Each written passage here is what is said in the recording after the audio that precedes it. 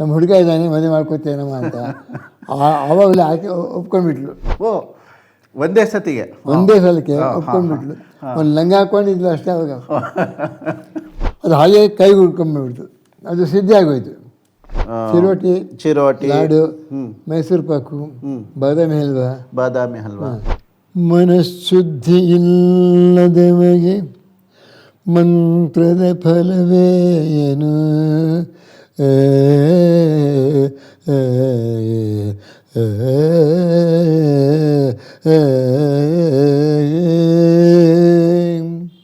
ಸ್ವಾಮಿಗಳು ಮೆಚ್ಕೊಂಡಿದ್ದರು. ಸ್ವಾಮಿಗಳು ಮೆಚ್ಕೊಂಡಿದ್ದು ಬರೀ ಒಂದು 25 ರೂಪಾಯಿ ಕೊಟ್ಟಿದ್ರು. ಅವಾಗ ಏನು ಸ್ವೀಟ್ ತಂದೆ ಇವತ್ತು ಅಂತ ಮೊದಲು ಕೇಳ್ತಾಯಿದ್ರು. ನಾನೇನು ಓದ್ತಾ ಇರುವಾಗಲೇ ನಮ್ಮ ತಂದೆಯವರು ಗಾರವಾಗಿದ್ದು.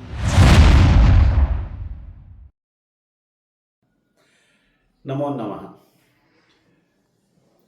ಶ್ರೀರಾಮಚಂದ್ರ ಶ್ರಿತಪಾರಿಜಾತ ಸಮಸ್ತ ಕಲ್ಯಾಣ ಗುಣಾಭಿರಾಮ ಸೀತಾಮುಖಾಂಭೋರುಹ ಚಂಚರೀಕ ನಿರಂತರಂ ಮಂಗಳಂ ಆತನೋತು. ಹರಿ ಓಂ ಶ್ರೀ ಗುರುಭ್ಯೋ ನಮಃ. ಸಮಸ್ತ ಭಕ್ತ ಮಹಾಶಯರೆಲ್ಲರಿಗೂ ವಂದನೆಗಳು. ಶ್ರೀರಾಮ ಭಕ್ತ ಸಭಾ ಕಾಂಪೌಂಡರ್ ಸಿ ವಿ ಸುಬ್ಬರಾಯರಿಂದ 1906ರಲ್ಲಿ ಆರಂಭಿಸಲ್ಪಟ್ಟು ಅನೂಚಾನವಾಗಿ 120 ವರ್ಷಗಳಿಂದ ಚೈತ್ರ ಶುದ್ಧ ಪಾಡ್ಯದಿಂದ ದಶಮಿಯವರೆಗೆ ರಾಮೋತ್ಸವವನ್ನು ಭಜನಾ ಕಾರ್ಯಕ್ರಮವನ್ನು ಪ್ರತಿ ಶನಿವಾರದಂದು, ಅಲ್ಲದೆ ಹಲವಾರು ಧಾರ್ಮಿಕ ಕಾರ್ಯಕ್ರಮಗಳನ್ನು ನಡೆಸಿಕೊಂಡು ಬಂದಿರತಕ್ಕಂಥ ಈ ಒಂದು ಸಭಾ ಶ್ರೀರಾಮ ಭಕ್ತ ಸಭಾ ವತಿಯಿಂದ ಇನ್ನೊಂದು ಕಾರ್ಯಕ್ರಮ ಹೇಳಿದ್ರೆ ಸಂವಾದ ಕಾರ್ಯಕ್ರಮ. ಈ ಕಾರ್ಯಕ್ರಮದಲ್ಲಿ ಶ್ರೀರಾಮ ಭಕ್ತ ಸಭಾದೊಂದಿಗೆ ಗುರುತಿಸಿಕೊಂಡಿರ್ತಕ್ಕಂಥ ಅನೇಕ ವರ್ಷಗಳಿಂದ ಇಲ್ಲಿ ಬರ್ತಾ ಇರ್ತಕ್ಕಂಥ ಅನೇಕ ಮಹನೀಯರುಗಳು ತಮ್ಮ ಒಂದು ವೈಯಕ್ತಿಕ ಜೀವನದಲ್ಲಿ ಸಹ ವಿಧ ವಿಧವಾದ ಸಾಧನೆಯನ್ನು ಗಳಿಸಿದ್ದಾರೆ. ಅವರ ಒಂದು ಪರಿಚಯ, ಅವರ ಒಂದು ಪ್ರತಿಭೆಯ ಪರಿಚಯಾತ್ಮಕ ಕಾರ್ಯಕ್ರಮವೇ ಈ ಒಂದು ಸಂವಾದ ಕಾರ್ಯಕ್ರಮ. ಈ ಕಾರ್ಯಕ್ರಮದಲ್ಲಿ ಈ ದಿನ ಅನೇಕ ವರ್ಷಗಳಿಂದ ನಮ್ಮಲ್ಲಿ ಶ್ರೀಮದ್ ರಾಮಾಯಣ ಪಾರಾಯಣವನ್ನು ನಡೆಸಿಕೊಂಡು ಬರ್ತಾ ಇರ್ತಕ್ಕಂಥವರು ಹಾಗೂ ಹರಿಕಥಾ, ಸಂಗೀತ ಮುಂತಾದ ಕಾರ್ಯಕ್ರಮಗಳನ್ನು ಸಹ ಈ ಸಭಾದಲ್ಲಿ ನಡೆಸಿಕೊಟ್ಟಿರ್ತಕ್ಕಂಥವರು ಆದ 1926 ಸುಮಾರಿನಲ್ಲಿ ಜನಿಸಿರ್ತಕ್ಕಂಥ ಶತಾಯುಷಿಗಳಾಗಿರ್ತಕ್ಕಂಥ ಶ್ರೀ BN ಸುಬ್ಬರಾವ್ ಅರ್ಥಾತ್ ಶ್ರೀಕೃಷ್ಣ ವಿಠಲದಾಸರು ಎಂಬ ಬಿರುದನ್ನು ಪಡೆದಿರತಕ್ಕಂಥ ಈ ಮಹನೀಯರ ಒಂದು ಸಂದರ್ಶನ ಈ ದಿನ ಇದೆ. ಈ ಕಾರ್ಯಕ್ರಮದಲ್ಲಿ ಅವರ ಸಾಧನೆಗಳೇನು, ಅವರು ವಸ್ತಃ ಬಾಲ್ಯವನ್ನು ಮೈಸೂರಿನಲ್ಲಿ ಕಳೆದರು, ನಂತರ ಬ್ಯಾಂಕ್ ಉದ್ಯೋಗಿಯಾಗಿ ಅಧಿಕಾರಿಯಾಗಿ ನಂತರ ಆಧ್ಯಾತ್ಮದ ಕಡೆ ಬರ್ತಾರೆ. ಆ ಒಂದು ಸಾಧನೆ ಏನಿತ್ತು, ಶತಾಯುಷಿಗಳಾಗಿ ಅವರು ಯಾವ ರೀತಿ ಚಟುವಟಿಕೆಯಿಂದ ಕೂಡಿದ್ದಾರೆ ಅನ್ನೋದು ನಮಗೆ ನಿಜಕ್ಕೂ ಅದೊಂದು ಆದರ್ಶಪೂರ್ಣ. ಅವರ ವಿಚಾರಗಳನ್ನು ತಿಳಿಯೋಣ ಬನ್ನಿ. ಧನ್ಯವಾದ. ಹರಿದಾಸ ಸಾಹಿತ್ಯದಲ್ಲಿ ಮಿಂದೆದ್ದಂಥ ಶತಾಯುಷ್ಯಗಳಾಗಿದ್ದು ಚಿರ ಯೌವನತೆಯನ್ನು, ಆ ಒಂದು ಭಾವನೆಯನ್ನು, ಆ ಒಂದು ಉತ್ಸಾಹವನ್ನು ಪ್ರದರ್ಶಿಸುತ್ತಾ ಇವತ್ತಿನ ದಿವಸ ನಮ್ಮೊಂದಿಗೆ ಬಂದಿದ್ದಾರೆ ವಿದ್ವಾಂಸರಾದ BN ಸುಬ್ಬರಾವ್ ಹಾಗೂ ಶ್ರೀಕೃಷ್ಣ ವಿಠಲದಾಸಾಂಕಿತರಾದ ಶ್ರೀ BN ಸುಬ್ಬರಾವ್ ಅವರಿಗೆ ನಾನು ಸ್ವಾಗತವನ್ನು ಕೋರ್ತೇನೆ. ನಮಸ್ಕಾರ. ದಾಸರೇ, ನಿಮಗೆ ನಾನು ದಾಸರೇ ಅಂತ ಕರಿಬೇಕೋ ಆಚಾರ್ಯ ಅಂತ ಕರಿಬೇಕೋ ಗೊತ್ತಿಲ್ಲ, ಆದರೆ ನಿಮ್ಮ ಒಂದು ಇದನ್ನು ಶೈಲಿಯನ್ನು ನೋಡ್ತಾ ಇದ್ದರೆ ಈಗಲೂ ನೀವು ಉತ್ಸಾಹದಿಂದ ಪ್ರತಿಯೊಂದು ಕಾರ್ಯವನ್ನು ಮಾಡ್ತಾ ಇರ್ತೀರ ಅಂತ ಹೇಳಿದ್ರೆ, ಈಗ ನಾವು ಒಂದು ಇದನ್ನು ರಿಸಲ್ಟ್ ನೋಡ್ತಾ ಇದ್ದೀವಿ. ಅಂದರೆ ಈ ಉತ್ಸಾಹ, ಈ ಚಿಲುಮೆ ಇದೆಲ್ಲ ಇತ್ತು ಅಂತ ಹೇಳಿದರೆ ನಿಮಗಿದೆಲ್ಲ ಆರಂಭದಿಂದಲೇ ಬಂದಿರಬೇಕು ಅಂತ ಒಂದಿದೆ. ಈಗ ಅದಕ್ಕೆ ನಾನು ನಿಮ್ಮ ಈಗ ನೀವು ಮೈಸೂರಿನಲ್ಲಿ ಬಾಲ್ಯ ಆಯಿತು ಅಂತ ಹೇಳಿದ್ರಿ, ನಂತರ ಹರಿದಾಸ್ ಸಾಹಿತ್ಯ ಸಭಾ ಮಾಡಿದ್ರಿ, ಅನೇಕ ವಿಚಾರಗಳಿದೆ ನಿಮ್ಮಲ್ಲಿ ಮಾತಾಡೋದು. ಈಗ ನಿಮ್ಮ ಬಾಲ್ಯ ಅಂತ ಹೇಳಿದರೆ ಅದರ ಬಗ್ಗೆ ನಾನು ಒಂದು ಇದನ್ನು ಕೇಳಬೇಕು ಅಂತ ಹೇಳಿ.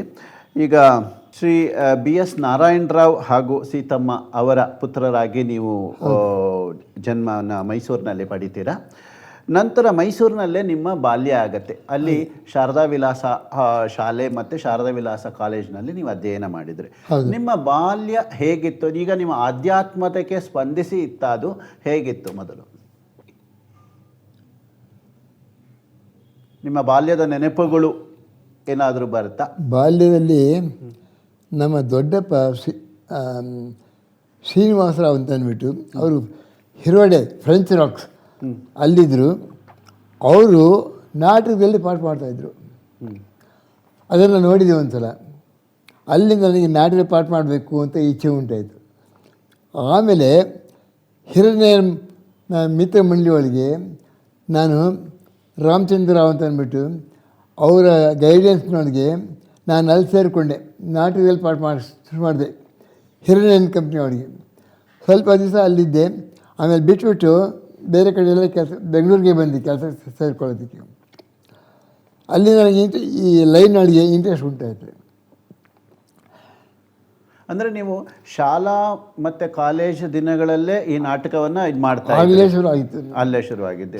ಕಾಲೇಜ್ ಒಳಗೆ ಸ್ಕೂಲ್ ಒಳಗೆ ಎಲ್ಲನೂ ಕೊಡ್ತಾಯಿದ್ದೆ ಮಧ್ಯ ಮಧ್ಯೆ ಪ್ರೋಗ್ರಾಮ್ಸ್, ನಾಟಕದ ಪ್ರೋಗ್ರಾಮ್ಸ್. ಈ ನೀವು ಮತ್ತೆ ಈ ಸಂಗೀತವನ್ನು ಅಭ್ಯಾಸ ಮಾಡಿದರೆ, ಸಂಗೀತ ಅಭ್ಯಾಸ ಯಾವ ಕಾಲೇಜ್ ಮಟ್ಟದಲ್ಲೇ ಶುರುವಾಗಿತ್ತಾ? ಇಲ್ಲ, ಇಲ್ಲಿ.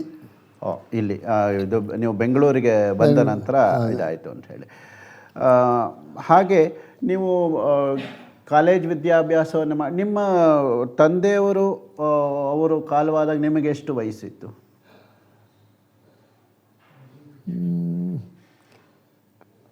ಹಾಂ, 1952ರಲ್ಲಿ ಅವರು ಕಾಲವಾದರು ಅಂತ ಹೇಳ್ತಾರೆ ನಮಗೆ ಇರೋ ಮಾಹಿತಿ ಪ್ರಕಾರ. ಸೊ ಆವಾಗಿಂದ ನೀವು ಆವಾಗ ನಿಮಗೆ ಒಂದು ಸುಮಾರು 25-26 ವಯಸ್ಸು ಇರ್ಬೋದು, 26-27 ವಯಸ್ಸು ಇರ್ಬೋದು. ಹಾಂ, ನಾನೇನು ಓದ್ತಾ ಇರುವಾಗಲೇ ನನ್ನ ತಂದೆಯವರು ಗಾರವಾಗಿದ್ದು. ಹಾಂ, ಸರಿ ಸರಿ. ನೀವು ನಂತರ ನೀವು ಮದುವೆ ಇದು ಬಂದು 1947ರಲ್ಲಿ ಆಯಿತು ಅಂತ ಹೇಳಿದ್ರಿ. ಆದರೆ ಇದು ನಿಮಗೆ ಅತ್ಯಂತ ನೀವು ಓದ್ತಾ ಇರಬೇಕಾದ್ರೆ ಅಥವಾ ಓದಿ ಮುಗಿಸಿದ ತಕ್ಷಣ ಆಯಿತಾ? ಚಿಕ್ಕ ವಯಸ್ಸಿನಲ್ಲೇ ನಿಮಗೆ ಒಂದು ಈ ಮದುವೆ ಕಂಕಣ ಬಲ ಕೂಡಿ ಬಂದಿತ್ತು ಅಂತ? ಅಂದರೆ ಆಗ ನಿಮಗೆ ಸುಮಾರು 21 ವರ್ಷ ಅಂತ? 21 ವರ್ಷ. ಹಾಂ, ನಿಮ್ಮ ಓದ್ತಾ ಇದ್ದೇನೆ. ಹಾಂ ಹಾಂ. ಮದುವೆ ಎಲ್ಲಿ ಆಗಿದ್ದು? ಚಿಂತಾಮಣಿ. ಹುಡುಗಿನೂ ಚಿಂತಾಮಣಿ. ಹೌದು, ಚಿಂತಾಮಣಿ. ಆಕೆ ಹೆಸರು ಕೃಷ್ಣವೇಣಿ ಅಮ್ಮ. ಕೃಷ್ಣವೇಣಿ ಅಂತ ಅಂದ್ಬಿಟ್ಟು. ಕೃಷ್ಣವೇಣಿ, ಹೌದಾ? ಅವರು ಸಹ ಈ ಸಂಗೀತ ಕಲೆಗಳಲ್ಲಿ ಆಸಕ್ತಿ ಹೊಂದಿದ್ರ? ಅದು ದೇವ್ರ ನಾಮ ಅದು ಮತ್ತು ಸಂಗೀತ ಕಲಿತಾ ಇದ್ರು. ಅವರು ವೈಲಿನ್ ಬಾರಿಸ್ತಾ ಇದ್ರು, ಜೊತೆಗೆ ದೇವ್ರ ನಾಮ ಕಲಿತಾ ಇದ್ರು ಅವರು. ನೀವು ಅವರು ಸಂಗೀತ ಕಲಿತಾ ಇದ್ದಾರೆ ಇದೆಲ್ಲ ನೋಡಿ ಮೆಚ್ಕೊಂಡ್ರ ಇಲ್ಲ ಸಹಜವಾಗಿ? ಮೈಸೂರಿನೊಳಗೆ ನಮ್ಮ ಅಜ್ಜಿ ಮನೆಗೆ ಒಂದ್ಸಲ ಬಂದಿದ್ರು. ನಮ್ಮ ಅಜ್ಜಿ ಅಲ್ಲಿ ಬಾಡಿಗೆಗೆ ಇದ್ದರು ಮೈಸೂರಿನೊಳಗೆ. ಅಲ್ಲಿ ಮೇಲುಗಡೆ ಬಾಡಿಗೆ ಕೊಟ್ಟಿದ್ದರು ಅವರ ಅಣ್ಣಂಗಿಯಾಗಿ. ಅಲ್ಲಿ ಬಂದಿದ್ದಾಗ ಆವಾಗ ಅವರು ಪರಿಚಯ ಮಾಡಿಸ್ಕೊಟ್ರು. ನಮ್ಮ ಹುಡುಗ ಇದ್ದಾನೆ, ಮದುವೆ ಮಾಡ್ಕೊತೇನಮ್ಮ ಅಂತ. ಆವಾಗಲೇ ಆಕೆ ಒಪ್ಕೊಂಡ್ಬಿಟ್ಲು. ಓ, ಒಂದೇ ಸಲಕ್ಕೆ ಒಪ್ಕೊಂಡ್ಬಿಟ್ಲು. ಒಂದು ಲಂಗ ಹಾಕ್ಕೊಂಡಿದ್ಲು ಅಷ್ಟೇ ಅವಾಗ. ಸರಿ, ಆಯಿತು. ನಿಮ್ಮ ಒಂದು ತುಂಬು ಜೀವನ ಇದನ್ನು ನಂತರ ನೀವು ಅಲ್ಲಿಂದ ಶುರು ಆಯ್ತಲ್ಲ ಮಾಡ್ಕೊಂಡು ಬಂದ್ರಿ. ಮತ್ತು ನಿಮಗೆ 6 ಜನ ಮಕ್ಕಳು ಇದ್ದಾರೆ. ಈ ಒಂದು ಜೀವನದಲ್ಲಿ ನೀವು ನಂತರ ವಿದ್ಯಾಭ್ಯಾಸದ ನಂತರ ನೀವು ಬ್ಯಾಂಕ್ ವೃತ್ತಿಯನ್ನು ತಗೊಳ್ತೀರಾ. ಬ್ಯಾಂಕ್ ವೃತ್ತಿ, ಅದರಲ್ಲಿ ಈಗ ಬ್ಯಾಂಕ್ ವೃತ್ತಿಯಲ್ಲಿ ನೀವು 2 ಕಡೆ ಬ್ಯಾಂಕಲ್ಲಿ ಮಾಡಿದ್ದೀರಿ. ಅದನ್ನು ಹೇಳ್ತೀರಾ? ಯಾವಾಗ? ಬ್ಯಾಂಕ್ ಸೇರಿಸ್ಕೋಬೇಕು, ಮರ್ಚೆಂಟ್ಸ್ ಕೋಆಪರೇಟಿವ್ ಬ್ಯಾಂಕ್ ಅಂತ. ಹಾಂ, ಸರಿ. Industrial cooperative bank, textile cooperative bank, merchants cooperative bank. ನಾನೇನೆ ಇಂಡಸ್ಟ್ರಿಯಲ್ ಕೋಆಪರೇಟಿವ್ ಬಿಟ್ಟ ಮೇಲೆ ನಾನೇ ಸ್ವಂತವಾಗಿ ಬೈಲಾಸು ಅದು ಇದೆಲ್ಲ ಪ್ರಿಪೇರ್ ಮಾಡಿಕೊಂಡು ಜೊತೆಗೆ ಈ ಕೋಆಪರೇಟಿವ್ ಬ್ಯಾಂಕನ್ನು ನಾನು ಸ್ಟಾರ್ಟ್ ಮಾಡಿದ್ದೆ. ಓಹೋ, ನೀವೇ ಶುರು ಮಾಡಿದ್ದ? ನಾನೇ ಶುರು ಮಾಡಿದ್ದೆ. ಓಹೋ ಹೋ, ಸಂತೋಷ. ಅಲ್ಲಿ ನಾನೇ ಫಸ್ಟ್ ಮ್ಯಾನೇಜರು. ಹಾಂ ಹಾಂ ಹಾಂ ಹಾಂ ಹಾಂ. ಅದು ಎಷ್ಟು ವರ್ಷಗಳ ಕಾಲ ಅಲ್ಲಿ ಮಾಡಿದ್ರಿ? ಅಲ್ಲಿ 3 ವರ್ಷ. ಹಾಂ ಹಾಂ. ಅಲ್ಲಿ 3 ವರ್ಷ ಇದ್ದೆ. ನೀವು ಈ ಉದ್ಯೋಗದಲ್ಲಿ ಇರಬೇಕಾದ್ರೇ ಈಗ ನೀವು ಹರಿದಾಸ್ ಸಾಹಿತ್ಯ ಸಭಾನ್ ಮಾಡಿದ್ರಿ, ಸಂಗೀತದಲ್ಲೆಲ್ಲ ನೀವು ಇದ್ರಿ. ನಿಮಗೆ ಸಂಗೀತದಲ್ಲಿ ಚಿಂತಾನಪಲ್ಲಿ ರಾಮಚಂದ್ರಾಯರು ಮೊದಲು ಗುರುಗಳಿದ್ರು. ಇದು ನೀವು ಉದ್ಯೋಗದಲ್ಲಿ ಇರಬೇಕಾದ್ರೇ ಈ ಆಧ್ಯಾತ್ಮ ಶುರುವಾಗಿತ್ತು. ಹೌದು, ಆಗಲೇ ಶುರು ಆಯಿತು. ಉದ್ಯೋಗದಲ್ಲಿ ಇರಬೇಕಾದ್ರೆ ಯಜ್ಞಾತ್ಮಕ ಕಡೆ ಮನಸ್ಸು ಬಂದ್ಬಿಡ್ತು. ಹಾಂ, ಅವಾಗಲೇ ಅದು ಈ ಆಧ್ಯಾತ್ಮ ತಿರುಗಕ್ಕೆ ಯಾವುದು ಪ್ರೇರಣೆ ನಿಮಗೆ ಆವಾಗ? ನನ್ನ ತಮ್ಮನ ಮಕ್ಕಳು ವೇದವ್ಯಾಸ ಹೋಗ್ತಿದ್ರು ಪಾಠಕ್ಕೆ. ಆವಾಗ ನಮ್ಮ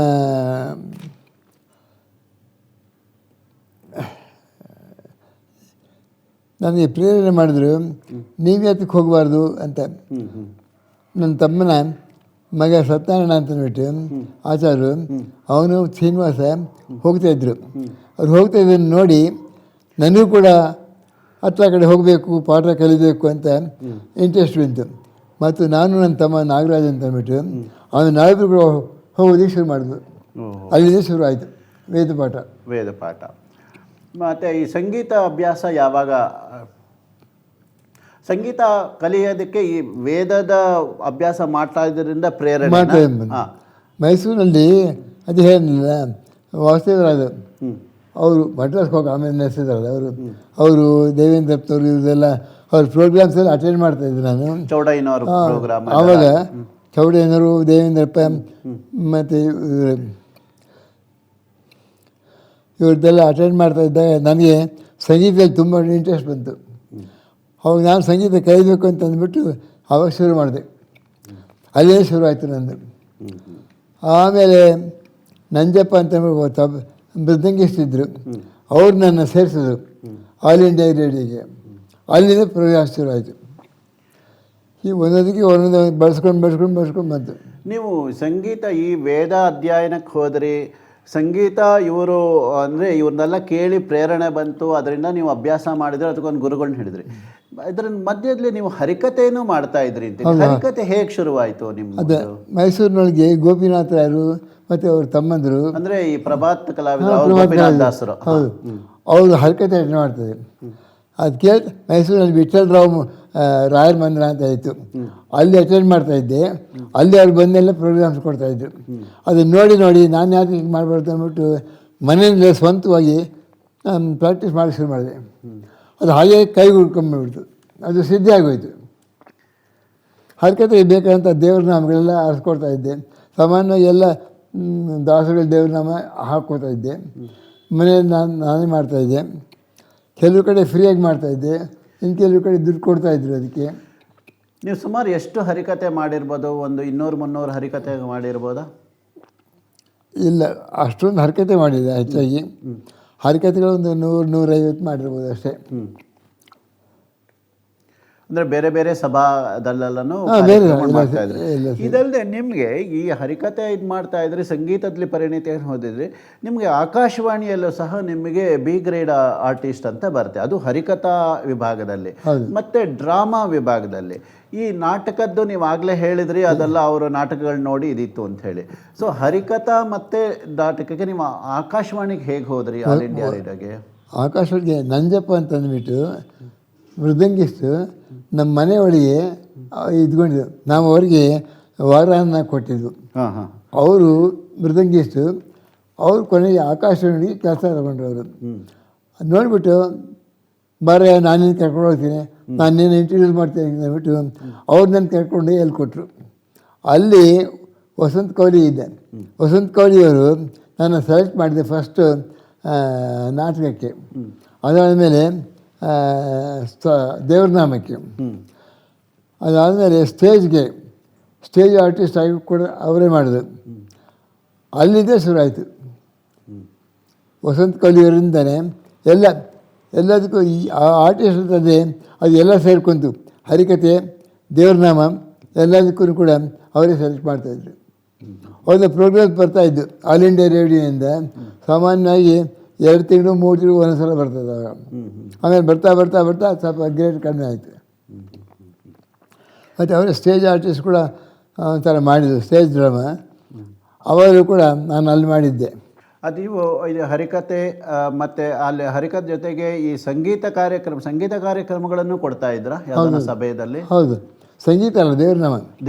ದೇವರನಾಮಗಳು. ಈ ದೇವರನಾಮಗಳ ಕಾರ್ಯಕ್ರಮ ಅದು ಆಕಾಶವಾಣಿಯಲ್ಲೂ ಸಹ ಅದು ಕೊಟ್ಟಿದ್ದು. ಆಕಾಶವಾಣಿಯಿಂದ ಬರ್ತಾಯಿತ್ತು. ಆಕಾಶವಾಣಿಯಲ್ಲಿ ಕೊಟ್ರಿ. ಇದು ಈ ಒಂದು ನಿಮ್ಮದು ಬಾಲ್ಯದಿಂದ ನೋಡಿದಾಗ ಯಾವುದಾದ್ರೂ ಒಂದು ಚಟುವಟಿಕೆಯಲ್ಲಿ ಅದು ಇನ್ನೊಂದರೆ ನಿಮ್ಮಲ್ಲಿ ಗಮನಿಸ್ತಕ್ಕಂಥ ಅಂಶ ಅಂತ ಹೇಳಿದ್ರೆ ಅದು ಯಾವುದನ್ನು ನೋಡಿದರೆ ಅದು ನಾನೇ ಮಾಡಬೇಕು ಅಂತ ಹೇಳಿ ಮಾಡ್ಕೊಂಡು ಬಂದೆ. ಇದು ಬಹಳ ವಿಶೇಷ. ಆ ಒಂದು ನಿಮಗೆ ಪರಮಾತ್ಮನ ಅನುಗ್ರಹ ತುಂಬ ಇದೆ ಅಂತ ಹೇಳ್ಬೋದು. ಇದು ನೀವು ಬ್ಯಾಂಕ್ ಆರಂಭ ಮಾಡಿದ್ದು ಅದು ಕಮರ್ಷಿಯಲ್ ಇದರಿಂದ ತಗೊಂಡು ಆಧ್ಯಾತ್ಮಿಕವಾಗಿ ನಾಟಕ ಇದಿರ್ಬೋದು ಅಥವಾ ಸಂಗೀತ ಇರ್ಬೋದು, ಹರಿಕತೆಯನ್ನು ನೋಡ್ಬಿಟ್ಟು ಅದನ್ನು ನಾನು ಮಾಡಬೇಕು ಅಂತ ಹೇಳಿ ಇದು ಬಹಳ ಒಂದು ವಿಶೇಷವಾದ ಪ್ರತಿಭೆ ನಿಮ್ಮಲ್ಲಿ ಇರ್ತಕ್ಕಂಥದ್ದು. ಇದ ನಂತರ ನೀವು ಈ ಒಂದು ದೇವರನಾಮಗಳನ್ನು ಕಾರ್ಯಕ್ರಮ ನೀಡ್ತಾ ಇದ್ರಿ, ಹರಿದಾಸ ಸಾಹಿತ್ಯ ಸಭಾ ಅಂತ ಆರಂಭ ಮಾಡ್ತೀರಿ. ಅದು ಯಾವಾಗ, ಅದರ ಬಗ್ಗೆ ಹೇಳ್ತೀರಾ? ಸಾಹಿತ್ಯ ಸಭಾ ಶುರು ಮಾಡಿದ್ದು ನಾನು ಓದ್ತಾ ಇದ್ದೇನೆ, ಕೆಲಸದಲ್ಲಿರುವಾಗಲೇ. ಅದು ಸುಮಾರು 1960ರಲ್ಲಿ ಏನೋ ಶುರು ಮಾಡಿದ್ರೆ ಅಂತ ಹೇಳಿದ್ರು. ಅದೇ ಒಂದು 65. ಅದು ಯಾವ ಉದ್ದೇಶಕ್ಕೋಸ್ಕರ ಮಾಡಿದ್ರಿ ಹರಿದಾಸ್ ಸಾಹಿತ್ಯ? ಏನಿಲ್ಲ, ಸಾಧನೆ ಮಾಡ್ಕೊಳ್ಬೇಕು ಆ ಲೈನ್ನೊಳಗೆ ಅಂತ. ಶ್ರೀನಿವಾಸ ಕಲ್ಯಾಣ ಶುರು ಆಗಿದ್ದು, ಮಿಕ್ಕಿದೆಲ್ಲ ಕಲ್ಯಾಣ ಒಂದೊಂದೇ ಎಲ್ಲ ಹಾಗೆಯೇ ಶುರು ಆಯಿತು. ಸಾಧನೆ ಆಮೇಲೆ ಬರ್ತಾ ಬರ್ತಾ ಪಬ್ಲಿಕ್ನಿಂದ ಡಿಮ್ಯಾಂಡ್ ಬಂತು, ನಮ್ಮಲ್ಲಿ ಮಾಡಿಸ್ಬೇಕು. ಆವಾಗ ಫಸ್ಟು 1500 ರೂಪಾಯಿ ಶುರು ಮಾಡಿದ್ದ ಪ್ರೋಗ್ರಾಮ್ನಿಂದ ಬರ್ತಾ ಅದು ಜಾಸ್ತಿ ಆಯಿತು. 35-40 45 ವರ್ಷಕ್ಕೆ 45,000 ಕೂಡ ಮಾಡಿದೆ ಪ್ರೋಗ್ರಾಮ್. ಭಾಳ ಗ್ರ್ಯಾಂಡಾಗಿ ಅಂತಂದರೆ ಸುಮಾರು 30 ಅಡಿ ಅಗಲದ ಸ್ಕ್ರೀನ್ ಹಾಕ್ಕೊಂಡು ಅಲ್ಲಿ ದೊಡ್ಡ ಪಲ್ಲಕ್ಕಿ, ದೇವರಿಗೆ ದೊಡ್ಡ ತೊಟ್ಲು ಹಾಕ್ಕೊಂಡು ಅವಾಗೆಲ್ಲ ಶುರು ಮಾಡ್ತಾಯಿದ್ದೆ. ಜನ ಎಲ್ಲ ಮೆಚ್ಕೊತಾ ಇದ್ದರು. ಅಲ್ಲಿಂದ ಅದು ನೋಡೋಕ್ಕೆ ಬಂದವರು ಅಲ್ಲಲ್ಲೇ ಬುಕ್ ಮಾಡ್ತಾಯಿದ್ರು ಪ್ರೋಗ್ರಾಮ್ಸ್. ನಮ್ಮದು ಪ್ರೋಗ್ರಾಮ್ಸ್ ಆ ಗ್ರೇಡ್ ಒಳಗಿತ್ತು. ಬರ್ತಾ ಸ್ವಲ್ಪ ಕಮ್ಮಿ ಆಯಿತು. ಯಾಕೆ ಅಂತಂದರೆ ನನಗೆ ಜೊತೆಗೆ ಕಂಪೀಟ್ ಮಾಡೋದಕ್ಕೆ ಇನ್ನೊಂದು 2 ಶುರು ಅದು. ಇವರು ಶ್ರೀಪಾದಾದ್ರ ಮಠದಿಂದ ಒಂದು ಗ್ರೂಪ್ ಬರ್ತಾಯಿತ್ತು. ಆ ಗ್ರೂಪನ್ನು ಕರೆಸ್ತಾ ಇದ್ದವರು ಇವರು ನಿಮ್ಮಲ್ಲಿ ಬರ್ತಾರಲ್ಲ, ಪ್ರೋಗ್ರಾಮ್ ಕೊಡ್ತಾರಲ್ಲ, ಪುರಾಣ ಹೇಳ್ತಾರಲ್ಲ, ಶ್ರೀರಾಮ್ಪುರದಲ್ಲಿದ್ದಾರಲ್ಲ ಅವರು, ರಾಮ್ ವಿಟ್ಲಾದರು. ಅವರು ಅವರು ಇಟ್ಕೊಂಡಿದ್ದು ಒಂದು ಪ್ರೋಗ್ರಾಮ್ ಅವ್ರ ಕಡೆಯಿಂದ ಬಂದು ಮಾಡ್ತಾಯಿದ್ರು. ಈ ಕಾಂಪಿಟೇಷನ್ ಶುರು ಆಯಿತು. ಆವಾಗ ಒಂದೊಂದೇ ಶುರು ಆಯಿತು. ಇದು ನೀವು ಇಷ್ಟು ನಿಮ್ಮ ಕಾರ್ಯಕ್ರಮಗಳನ್ನು ನೋಡಿದ್ದೀನಿ. ಶ್ರೀನಿವಾಸ ಕಲ್ಯಾಣ ಆಗಲಿ, ಗಿರಿಜಾ ಕಲ್ಯಾಣ, ಸೀತಾ ಕಲ್ಯಾಣ ಅತ್ಯದ್ಭುತವಾಗಿ ಮಾಡಿಸ್ತಾ ಇದ್ರಿ. ಮಾಡಿದ್ರಿ. ಈ ವರಪೂಜೆಯಿಂದ ಹಿಡಿದು ವರಪೂಜೆ ಮತ್ತು ಇದು ಎಲ್ಲವನ್ನು ಮದುವೆಯ ಒಂದು ಸಕಲ ಶಾಸ್ತ್ರಗಳನ್ನು ನೀವು ಅದನ್ನು ಇದು ಮಾಡ್ತಾ ಇದ್ರಿ. ನಿರೀಕ್ಷೆಯಿಂದ ಹಿಡಿದು ಪೂರ್ತಿ ಕೊನೆಗೆ ಬೇಗ ಕೊಡ್ತಾರಲ್ಲ ಅಲ್ಲಿವರೆಗೂ ಮಾಡ್ತಾಯಿದ್ದೆ. ಹೌದು, ಅದಕ್ಕೆ ನಿಮಗೆ ಸಹಕಾರ ಅಂತ ಹೇಳಿ ನೀವು ಒಬ್ಬರೇ ಮಾಡ್ತಾ ಇದ್ರೆ ಯಾರು ಹೇಳ್ತಾ ಇದ್ರು ಸಹಕಾರ? ನನ್ನ ಅಡಿಯ ಅವ್ರು ಮೊದಲು ಬರ್ತಾ ಇದ್ದಿದ್ದೆ. ಆಮೇಲೆ ಬರ್ತಾ ಪಬ್ಲಿಕ್ನಿಂದ ತುಂಬ ಜನ ಕೋಆಪ್ರೇಟ್ ಮಾಡ್ತಾಯಿದ್ರು. ಹೀಗೆ ನಾನಾ ಥರದವರು ನಿಮಗೆ ಅದಕ್ಕೆ ಸಹಕಾರ ಕೊಟ್ಟಿದ್ದಾರೆ. ನಿಮಗೆ ಈ ರೀತಿ ಶ್ರೀನಿವಾಸ ಕಲ್ಯಾಣ ಇದು ಮಾಡಬೇಕು ಅಂತ, ಈಗ ಬ್ಯಾಂಕದ್ದು ನೋಡಿದ್ರಿ, ಬ್ಯಾಂಕ್ ನೀವೇ ಆರಂಭ ಮಾಡಿದ್ರಿ. ಹರಿಕತೆ ಕೇಳಿದ್ರಿ, ಹರಿಕತೆ ನೀವೇ ಆರಂಭ ಮಾಡಿದ್ರಿ. ಈ ರೀತಿ ಸಂಗೀತ ಕೇಳಿದ್ರಿ, ಸಂಗೀತನೂ ಕಲಿತು ನೀವೇ ಇದು ಮಾಡಿದ್ರಿ. ಈಗ ನೀವು ಅದೇ ಪ್ರತಿಯೊಂದು ಇದನ್ನು ನೋಡಿದಾಗ ನೀವೇ ಆರಂಭ ಮಾಡ್ತಾ ಇದ್ರಿ. ಅದೇ ರೀತಿ ಬಹುಶಃ ಈ ಒಂದು ಶ್ರೀನಿವಾಸ ಕಲ್ಯಾಣ ಇದಕ್ಕೂ ನಿಮ್ಗೆ ಯಾವುದೋ ಪ್ರೇರಣೆ ಆಗಿ ನೀವೇ ಆರಂಭ ಮಾಡಿರ್ಬೋದು. ಅದು ಏನು ಹೇಗೆ ಇದಾಯಿತು? ಯಾರೋ ಅಶ್ವತ್ಥನಾರಾಯಣ ರಾವ್ ಅಂತ ಹೇಳಿ ನಿಮ್ಮನ್ನು ಕರೆದಿದ್ರು ಒಂದ್ಸತಿ. ಅದೊಂದು ಇಲ್ಲಿ ಜೈನ ಮಠ, ಅಲ್ಲಿ ಒಂದ್ಸಲ ಆಯಿತು ಶ್ರೀನಿವಾಸ ಕಲ್ಯಾಣ. ಅದು ನೋಡಿದಾಗ ಅವ್ರನ್ನೆಲ್ಲ ಯಾರು ಮಾಡಿಸಿದ್ದು? ಮಠದಿಂದ ಮಾಡಿಸಿದ್ರು. ಮಠದಿಂದ ಮಾಡಿಸಿದ್ರು. ಅದಕ್ಕೆ ನಾನು ಅದನ್ನ ನೋಡಿಕೊಂಡೆ. ಅದು ನೋಡಿದ ಮೇಲೆ ನಾನು ಯಾಕೆ ಶುರು ಮಾಡಬಾರ್ದು ಅಂತ ಅಲ್ಲಿಂದ ಶುರು ಆಯಿತು.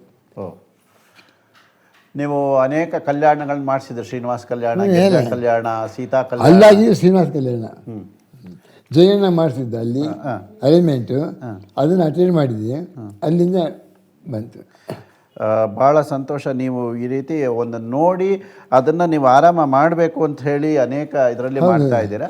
ಈ ಹರಿದಾಸ ಸಾಹಿತ್ಯ ಸಭಾ ಅಂತ ಹೇಳಿ ನೀವು ದೇವರ ನಾಮಗಳು ಹೇಳ್ತಾ ಇದ್ದಾರಲ್ಲ, ಇದರಿಂದ ನಿಮಗೆ ಈ ಟಿ ಟಿ ಡಿಯಿಂದ ಏನಾದರೂ ಅದಕ್ಕೆ ನಿಮ್ಮ ಇದನ್ನು ಗುರುತಿಸಿ ಅದಕ್ಕೇನಾದರೂ ಮಾಡಿದ್ರ ಸಹಕಾರ? ಅದೇ ಟಿ ಟಿ ಡಿಯಿಂದ ಪ್ರೋಗ್ರಾಮ್ ಚೆಕ್ ಕೊಡ್ತಾಯಿದ್ರು. ಹಾಂ ಹಾಂ. ಎವ್ರಿ 2 or 3 ಮಂತ್ಸಿಂದ ಒಂದೊಂದು ಪ್ರೋಗ್ರಾಮ್ ಕೊಡ್ತಾಯಿದ್ರು. ಅದಕ್ಕೆ ನನ್ನದೇ ಆದಂಥ ಒಂದು ಸೆಟ್ ಇಟ್ಕೊಂಡಿದ್ದೆ, ಮೃದಂಗಕ್ಕೆ ಮತ್ತು ಹಾರ್ಮೋನಿಯಂಗೆ. ಅಂದರೆ ದೇವರ ನಾಮ ಕಾರ್ಯಕ್ರಮ ಎಲ್ಲ ದೇವ್ರ ನಾಮಕ್ಕೆ, ಹರಕತೆಗೆ, ಎಲ್ಲದಕ್ಕೂ ಕೂಡ ನನ್ನದೇ ಒಂದು ಪ್ರೋಗ್ರಾಮ್ ಸೆಟ್ ಇತ್ತು. ಮತ್ತು ನಾನು ಸಂಗೀತ ಕಲಿಯಕ್ಕೆ ಶುರು ಮಾಡಿದ್ದು ಗಂಗಾಧೈನವರು ಅಂತ ಅವ್ರ ಹತ್ರ. ಅಲ್ಲೇ ಇದ್ದರು, ಅಲ್ಲಿ 5th 6ನೇ ಕ್ಲಾಸ್ನೊಳಗೆ ಗಂಗಾಧೈನವರು ಅಂತ ಅಂದ್ಬಿಟ್ಟು ಅಲ್ಲಿದ್ದಾಗಲೇ ನನಗೆ ಮ್ಯೂಸಿಕ್ ಇದಾಗಿದ್ದು, ಪಾಸಾಗಿದ್ದು ಅವ್ರ ಜೊತೆಯಲ್ಲಿ. ನೀವು ಮೈಸೂರಿಂದ ಬೆಂಗಳೂರಿಗೆ ಬಂದಿದ್ದು ನೀವು ಉದ್ಯೋಗ ಇದರಿಂದ ಬಂದ್ರ, ಇಲ್ಲ ನಿಮ್ಮ ಕುಟುಂಬ ಅದಕ್ಕೆ ಬಂತ? ನೀವು ಬೆಂಗಳೂರಿಗೆ ಬಂದಿದ್ದ ಕಾರಣ ಏನು? ಬೆಂಗಳೂರಲ್ಲಿ ಕೆಲಸ ಆಯ್ತಿರ್ಲಿಲ್ಲ. ಕೆಲಸಕ್ಕೋಸ್ಕರ ಮೈಸೂರು ಇದ್ದಾಗಲೇ ಕೆಲಸ ಮಾಡಿಸ್ಬೇಕು ಅಂತ ಅಲ್ಲಿ ಓದ್ ಕಟ್ಟಾದ್ಮೇಲೆ ನಂದು ಸ್ವಲ್ಪ ಬಡತನ ಆಯಿತು ತುಂಬ. ನಾನು ಏನಾದ್ರು ಮಾಡ್ಬಿಟ್ಟು ಕೆಲಸಕ್ಕೆ ಸೇರ್ಕೋಬೇಕು ಅನ್ನಿಸು. ಅಲ್ಲಿಂದ ಮೈಸೂರಿಗೆ ಬೆಂಗಳೂರಿಗೆ ಬಂದೆ. ಬೆಂಗಳೂರಿಗೆ ಬಂದು ಇಲ್ಲಿ ಕೆಲಸ ಎಲ್ಲ ಹುಡ್ಕೋದಕ್ಕೆ ಶುರು ಮಾಡಿದೆ. ಫಸ್ಟು ನಾನು ಶುರು ಮಾಡಿದ್ದು ಬಾಟಾ ಶೂ ಕಂಪನಿ ಒಳಗೆ ಮ್ಯಾನೇಜರಾಗಿ ಫಸ್ಟು ಅಟೆಂಡ್ ಮಾಡಿದೆ. ಅಲ್ಲಿಂದ ಶುರು ಆಯಿತು ಒಂದೊಂದು. ಬಾಟಾ ಶೂ ಸ್ಟೋರ್ಸ್ ಚಿಕ್ಕಪೇಟೆ ಒಳಗೆ, ಅಲ್ಲಿಂದ ಮ್ಯಾನೇಜರಾಗಿ ತೊಗೊಂಡಿದ್ರು. ಅದಾದಮೇಲೆ ಹೀಗೆ ಒಂದೊಂದೇ ಶುರು ಆಯಿತು. ಸರಿ. ಅಂತೂ ಬೆಂಗಳೂರಿಗೆ ಬಂದು ಈ ಒಂದು ಅದೇ ಸಾಧನೆಗಳನ್ನೆಲ್ಲ ಮಾಡಿದ್ರಿ ನೀವು, ಹರಿದಾಸ್ ಸಾಹಿತ್ಯ ಸಭಾ ಅಂತ ಹೇಳಿದ್ದು. ಹೀಗೆ ನೀವು ನಮ್ಮ ಈ ಶ್ರೀರಾಮ ಭಕ್ತ ಸಭಾಗೆ ಸಹ ಅನೇಕ ವರ್ಷಗಳಿಂದ ನೀವು ಇದು ಮಾಡ್ತಾ ಇದ್ದೀರಾ. ಸುಮಾರು ಎಷ್ಟು ವರ್ಷಗಳಿಂದ, ನನಗೆ ಗೊತ್ತಿರೋ ಹಂಗೆ ಎಷ್ಟು 27 ವರ್ಷದಿಂದ ಬರ್ತಾ ಇದ್ದೀರಾ. ಅಲ್ಲಿ ನೀವು ಮೊದಲು ಯಾವ ಕಾರ್ಯಕ್ರಮಕ್ಕೆ ಬಂದಿದ್ದು? ಮೊದಲ ಕಾರ್ಯಕ್ರಮ ಬಂದಿದ್ದು ಹರಿಕತೆಗೆ ಬರ್ತಾ ಇದ್ರಿ. ನಂತರ ಈಗ ನೀವು ಅನೇಕ ವರ್ಷಗಳಿಂದ ಶ್ರೀಮದ್ ರಾಮಾಯಣ ಪಾರಾಯಣವನ್ನು ನಡೆಸಿಕೊಡ್ತಾ ಇದ್ದೀರಾ. ಅದು ಹರಿಕತೆಗೆ ಬಂದಾಗ ಶ್ರೀಪಾದರು ಅಲ್ಲಿ ಪಕ್ವಾತಿಗೆ ಬರ್ತಾಯಿದ್ರು ಜೊತೆಗೆ. ಅವರು ಜಗನ್ನಾಥರಾವ್ ಮತ್ತು ಇವರು ಲಕ್ಷ್ಮೀಕಾಂತ್ ಅವರು ಮೃದಂಗಿ ಬರ್ತಾಯಿದ್ರು. ಅವ್ರಿಗೆ ಕೋಪರೇಷನ್ ತಗೊಂಡು ಹರಕತೆ ಕೊಡ್ತಾಯಿದ್ದೆ. ಆಮೇಲೆ ಬರ್ತಾ ಹೇಳಿದೆ, ಇವರು ಹೀಗೆ ರಿಟೈರ್ ಆಗ್ತಾ ಇದ್ದಾರೆ, ಅದರಿಂದ ಮುಂದೆ ನೀವು ಪಾರಾಯಣ ಕಂಟಿನ್ಯೂ ಮಾಡ್ತೀರಾ ಹಾಗೆ ಅಂತ ಅಲ್ಲಿಂದ ಶುರು ಆಯಿತು. 27 ವರ್ಷಗಳಿಂದ ಅಲ್ಲಿ ಇದು ಮಾಡಿದ್ರೆ. ನಿಮ್ಮ ರಾಮಭಕ್ತ ಸಭಾಗೆ ನೀವು ಒಂದು ಅತ್ಯಂತ ಆತ್ಮೀಯರು. ನೀವು ಅನೇಕ ವರ್ಷಗಳಿಂದ ಅದಕ್ಕೆ ಒಂದು ಬಂದು ಶ್ರದ್ಧೆಯಿಂದ ಕಾರ್ಯಕ್ರಮ ನಡೆಸಿಕೊಡ್ತಾ ಇದ್ದೀರ. ಈ ಪಟ್ಟಾಭಿಷೇಕದ ಕಾರ್ಯಕ್ರಮಗಳನ್ನು ನಡೆಸಿಕೊಟ್ಟಿದ್ದೀರಿ ನೀವು. ನಂತರ ಒಂದು ದಿವಸ ಶಯನೋತ್ಸವ ಅಂತ ಹೇಳಿ ಅದನ್ನು ಕಲ್ಯಾಣೋತ್ಸವ ಅದೇ ಹೇಳಿದೆ, ಕಲ್ಯಾಣೋತ್ಸವಗಳಾಯಿತು. ಇದೇ ರೀತಿ ಈ ರಾಮಭಕ್ತ ಸಭಾ ಬಂದು 120ನೇ ವರ್ಷ ಈಗ ಬರೋದು. ಹಳೇದು 100 ವರ್ಷಗಳು ಕಳೆದಿತ್ತು. ಆಗ 108ನೇ ವರ್ಷ ಕಾರ್ಯಕ್ರಮ ಮಾಡಬೇಕು ಅಂಥೇಳಿ 108 ಕಾರ್ಯಕ್ರಮ ಮಾಡಬೇಕು ಅಂದ್ಕೊಂಡಾಗ ನೀವು ನಿಮ್ಮ ಒಂದು ಸೀತಾರಾಮರ ಒಂದು ವಿಗ್ರಹ ಏನಿತ್ತು, ಸೀತಾ ಕಲ್ಯಾಣ ಉಪಯೋಗ, ಅದನ್ನು ನೀವು ರಾಮಭಕ್ತ ಸಭಾಗೆ ಅಂತ ಹೇಳಿ ದಾನವಾಗಿ ಕೊಟ್ಬಿಟ್ರಿ 108ನೇ ವರ್ಷ. ಇವತ್ತಿಗೂ ಅದು ಪೂಜೆಗೊಂಡಿದ್ದು ಅದನ್ನೇ ಉತ್ಸವ ಮೂರ್ತಿಯಾಗಿ ಬೇರೆ ಕಡೆ ಎಲ್ಲ ಕಡೆಯೂ ಒಂದು ತಗೊಂಡು ಹೋಗ್ತಾ ಇದೆ. ನಾನು ಹೊಸದಾಗಿ ಬೇರೆ ಸೆಟ್ಟನ್ನು ಪರ್ಚೇಸ್ ಮಾಡಿದಾಗ ಈ ಹಳೇದೇನೆ ಇಟ್ಕೊಂಡಿದ್ದಾಗ ಅದು ಸ್ವಲ್ಪ ಎಲ್ಲನೂ ಹಳೇದಾಗಿತ್ತು. ಇದನ್ನೇನು ಮಾಡಬೇಕು ಅಂತ ಅಂದಾಗ ನೋಡಿದೆ, ನಿಮ್ಮ ಕಾರ್ಯಕ್ರಮ ನೋಡ್ತಾ ಇದ್ದೆ, ನೀವು ಕೊಡಬೇಕು ಅಂತ ಅನ್ನಿಸ್ತು. ಅಲ್ಲಿಂದ ನೀವೇ ಅದನ್ನು ಅದೇ ಕೊಟ್ರಿ. ಅದು ಇವತ್ತಿಗೂ ಪೂಜೆಗೊಳ್ತಾ ಇದೆ ಅಲ್ಲಿ, ಚೆನ್ನಾಗಿ ಇದೆ. ಈ ಶ್ರೀನಿವಾಸ ಕಲ್ಯಾಣ ಇದಕ್ಕೆಲ್ಲೂ ಈ ಸಲಕರಣೆಗಳನ್ನೆಲ್ಲೂ ಹೇಗೆ ನೀವು ಅದನ್ನು ಕಲೆಕ್ಟ್ ಮಾಡ್ತಾ ಇದ್ರಿ? ಮೊದಲು ಯಾವ ಬೊಂಬೆ ಇದು ವಿಗ್ರಹ ಅಂತ ತಗೊಂಡು? ಮೊದಲು ಅದೇ ಶ್ರೀನಿವಾಸ ಪದ್ಮಾವತಿ, ಅದಾದಮೇಲೆ ಲಕ್ಷ್ಮೀನಾರಾಯಣ, ಅದಾದಮೇಲೆ ಇದು ಹೆಚ್ಚಾಗಿ ಗಿರಿಜಾದೇವಿ ಮತ್ತು ಇವರು ಈಶ್ವರ ಪಾರ್ವತಿ, ಗಣಪತಿ, ಹೌದು, ಅದನ್ನೆಲ್ಲ ತಗೊಂಡು ಅನೇಕ ಕಡೆ ಕಾರ್ಯಕ್ರಮಗಳನ್ನು ಇದು ಕೊಟ್ಟಿದ್ದೀರಿ. ಈಗ ನಿಮ್ಮ ಮಕ್ಕಳು, ಈಗ ನಿಮಗೆ ಮಕ್ಕಳು ಎಷ್ಟು ಜನ? 6 ಜನ ಮಕ್ಕಳು. ಈ 6 ಜನ ಮಕ್ಕಳಲ್ಲಿ ನಿಮ್ಮ ಪರಂಪರೆ, ಹರಿಕಥೆ ಆಗಲಿ, ಸಂಗೀತ ಆಗಲಿ, ಈ ಸೀತಾಕಲೆ, ಈ ಪರಂಪರೆಯನ್ನು ಮುಂದುವರ್ಸ್ಕೊಂಡು ಹೋಗ್ತಕ್ಕಂಥವ್ರು ಯಾರನ್ನ ಇದ್ದಾರೆ? ಸಂಗೀತದಲ್ಲಿ ಮಾತ್ರ ನಮ್ಮ ಮೊಮ್ಮಗ, ಅವರ ಹೆಸರು ಶ್ರೀನಿಧಿ ಅಂತ. ಶ್ರೀನಿಧಿ. ಅವರು ಸಂಗೀತದಲ್ಲಿ ನಡೆಸ್ಕೊಡ್ತಾ ಇದ್ದಾರೆ. ತುಂಬ ಒಂದು ಸಂತೋಷ ಅದು. ಹಾಗೆ ಇಷ್ಟೆಲ್ಲ ನೀವು ಕಾರ್ಯಕ್ರಮ ಮಾಡ್ತಾ ಇರ್ತಕ್ಕಂಥವರು ಮನೆಯಲ್ಲೂ ಸಹ ಆ ಒಂದು ಇದು ದೇವರ ಪಾತ್ರೆಗಳನ್ನು ತೊಳೆಯೋದು ಮತ್ತು ಅದರ ಒಂದು ಇದನ್ನು ನೀವು ಮಾಡ್ತಾ ಇರ್ತೀರ. ಮತ್ತು ಅನೇಕ ಸತಿ ನೋಡಿದ್ದೀನಿ, ಯಾರು ಅತಿಥಿಗಳು ಬಂದರೆ ಸ್ವತಃ ನೀವೇ ಹೋಗಿ ಆ ದೇವರ ಮನೆಯಿಂದ ಎಲ್ಲ ತಂದು ಕೊಟ್ಟು ಇದು ಮಾಡ್ತಾ ಇರ್ತೀರ. ಅದನ್ನು ಭಾಳ ಶ್ರದ್ಧೆಯಿಂದ ಅತಿಥಿ ಸೇವೆಯನ್ನು ನಿಮ್ಮಿಂದ ಕಲಿಬೇಕು, ಅದನ್ನು ಮಾಡ್ತಾ ಇರ್ತೀರ. ಹಾಗೆ ನಿಮ್ಮ ಅಭಿರುಚಿ ಯಾವುದು? ನಿಮ್ಮ ಮುಖ್ಯವಾದ ಅಭಿರುಚಿಗಳು, ಈಗ ಹರಿಕಥೆ ಇದೆಲ್ಲ ಇದೆ, ಅದು ಬಿಟ್ಟು ಮನೆಗೆ ಸಂಬಂಧಪಟ್ಟಂಗೆ ಯಾವುದನ್ನ ಅಭಿರುಚಿ ಇದೆ? ಅಡಿಗೆ ಮಾಡೋದು. ಅಡಿಗೆ ವಿಷಯದಲ್ಲಿ ಯಹೋ ಭಕ್ಷ್ಯಗಳನ್ನು ಮಾಡೋದು. ಭಕ್ಷ್ಯಗಳು ಏನೇನು ಮಾಡ್ತಾ ಇದ್ರಿ? ಅದೇ ಚಿರೋಟಿ, ಲಾಡು, ಮೈಸೂರು ಪಾಕು, ಬಾದಾಮಿ ಹಲ್ವಾ ಈಗಲೂ ಮಾಡ್ತೀರಾ? ಮಾಡ್ರಿ. ಈಗಲೂ ಮಾಡಿಟ್ಟಿದ್ದಾರಂತೆ ಅದನ್ನು ಇದು ಕಾರ್ಯಕ್ರಮ ನಂತರ ನಾವು ತಗೊಬೇಕು. ಹೀಗೆ ಈ ವಯಸ್ಸಿನಲ್ಲೂ ಸಹ ಇಂಥ ಒಂದು ಉತ್ಸಾಹದ ಚಿಲುಮೆಯನ್ನು ನಾವು ನೋಡ್ತಾ ಇದ್ದೇವೆ. ಇದರಲ್ಲಿ ಇನ್ನೊಂದು ಅಂತ ಹೇಳಿದ್ರೆ, ನೀವು ಇಷ್ಟು ಆ್ಯಕ್ಟಿವಿಟೀಸ್ ಎಲ್ಲ ಹೇಳಿದ್ರಿ. ಈಗ ನೀವು 100 ವರ್ಷಗಳಾಗಿರೋದು, ಈ ಒಂದು ಶತಮಾನೋತ್ಸವವನ್ನು ಆಚರಿಸಿರ್ತಕ್ಕಂಥ ನೀವು ಈಗಲೂ ಅದೇ ಉತ್ಸಾಹದಿಂದ ಓಡಾಡ್ತಾ ಇದ್ದೀರಾ? ಈಗಲೂ ಅದೇ ಬಸ್ಸಲ್ಲಿ ಹತ್ಕೊಂಡು ಹೋಗ್ತೀರಾ ಮತ್ತು ಎಲ್ಲ ಕಾರ್ಯಕ್ರಮಗಳಿಗೂ ನೀವು ಅವಶ್ಯ ಹಾಜರಿ ಇರ್ತೀರಾ? ಹೀಗೆ ಈ ಒಂದು ಚಟುವಟಿಕೆಯಿಂದ ಕೂಡಿರ್ತಕ್ಕಂಥ ನಿಮ್ಮ ಜೀವನದ ರಹಸ್ಯ ಏನು? ಈಗ ಮುಂದಿನ ಪೀಳಿಗೆಗೆ ಅದನ್ನು ತಿಳಿಸೋಣ. ಏನಿಲ್ಲ, ನಂದು ಡಿಸಿಪ್ಲಿನ್ ಲೈಫ್ ನಂದಷ್ಟೇ. ತುಂಬ ಗ್ರಂಥಗಳನ್ನು ಓದೋದು ಎಲ್ಲ ಕಡೆ, 4-5 ಕಡೆ ತತ್ವವಾದ, ಅದಾದಮೇಲೆ ಗುರುಸಾರ್ವಭೌಮ ಅಂತ ಬರುತ್ತೆ, ವ್ಯಾಸಮಧ್ವ ಅಂತ ಬರುತ್ತೆ, ಹರಿದಾಸ ವಾಹಿನಿ ಅಂತ ಬರುತ್ತೆ, ಎಲ್ಲ ತರಿಸ್ಕೊಂಡು ಅದೆಲ್ಲ ಓದ್ತಾ ಇಂಟ್ರೆಸ್ಟ್ ಜಾಸ್ತಿ ಬರ್ತೈತೆ. ಅದರಿಂದ ಇದನ್ನ ಅಧ್ಯಾತ್ಮ ಕಡೆ ಇವತ್ತಿಗೂ ಅಷ್ಟೇ ಜಾಸ್ತಿ ಇದಿದೆ. ನೀವು ಇದನ್ನೆಲ್ಲ ಆಸಕ್ತಿ ಬರಬೇಕು ಅಂದರೆ ಮೊದಲು ಅಧ್ಯಯನ ಇದೆಲ್ಲ ಆಗಿರಬೇಕು. ನಿಮಗೆ ಸಂಗೀತ ಚಿಂತನಪಲ್ಲಿ ರಾಮಚಂದ್ರಾಚಾರ್ಯ ಇದು ಮಾಡಿದರು. ಹಾಗೆ ಈ ಮಧ್ವಶಾಸ್ತ್ರ ಇದನ್ನು ಯಾರ ಹತ್ರ ವೇದವ್ಯಾಸದಿಂದ ಅವ್ರಿಗೆ ಯಾವುದು ಈ ಬೃಹತಿ ಸಹಸ್ರ ಇದೆಲ್ಲ ನಿಮಗೆ ಸಹಸ್ರ ಆಗಿದ್ದು ಚತುರ್ವೇದಿ ವೇದವ್ಯಾಸ ಅಂತ. ಹಾಗೆ ಋಗ್ವೇದ ಇದನ್ನು ನೀವು ಅಧ್ಯಯನ ಮಾಡಿದ್ದೀರಿ. ಹೀಗೆ ನೀವು ನಿರಂತರವಾಗಿ ಈ ಒಂದು ಕಾರ್ಯಚಟುವಟಿಕೆಯಲ್ಲಿ ತೊಡಗಿಸಿಕೊಂಡು ಇವತ್ತು ಸಹ ಸಕ್ರಿಯರಾಗಿದ್ದು ಅನೇಕ ಕಾರ್ಯಕ್ರಮಗಳನ್ನು ನಡೆಸಿಕೊಡ್ತಾ ಇದ್ದೀರಾ. ಅದು ನಿಜಕ್ಕೂ ಈಗಿನ ಯುವ ಪೀಳಿಗೆಗೆ ಅದು ಒಂದು ಸ್ಫೂರ್ತಿದಾಯಕ, ಪ್ರೇರಣಾದಾಯಕವಾಗಿರ್ತಕ್ಕಂಥದ್ದು. ಇದು ನೀವು ನಮಗೆ ನಮ್ಮ ರಾಮಭಕ್ತ ಸಭಾಗೆ ನಿಮ್ಮಂಥವರು ಒಂದು ಹಿರಿಯರು ಬಂದು ಅಲ್ಲಿ ನಡೆಸ್ಕೊಡ್ತಕ್ಕಂಥದ್ದು ನಿಜಕ್ಕೂ ನಮ್ಮ ಒಂದು ಸೌಭಾಗ್ಯ ಅಂತ ಹೇಳಬೇಕು. ಈಗಿನ ಯುವ ಪೀಳಿಗೆಗೆ ನಿಮ್ಮ ಸಂದೇಶ ಏನು ಅಂತ ತಿಳಿಸ್ತೀರಾ? ಹೇಗಿರಬೇಕು, ಯಾವ ರೀತಿ ಜೀವನ ಮಾಡಬೇಕು ಅಂತ ಹೇಳಿ. ಆಧ್ಯಾತ್ಮದಲ್ಲಿ ತೋರಿಸ್ಕೊಳ್ಬೇಕು, ವೇದಾಭ್ಯಾಸ ಮಾಡಬೇಕು, ಮತ್ತು ಸಂಗೀತದ ಕಡೆ ಹೆಚ್ಚಿನ ಗಮನ ಕೊಡಬೇಕು. ಹೊರಗಡೆ ಯಾವುದೇ ರೀತಿಯಲ್ಲಿ ತಿಂಡಿಗಳನ್ನು ತಿಳಿದೆ ಆಚಾರವಂತರಾಗಿರಬೇಕು.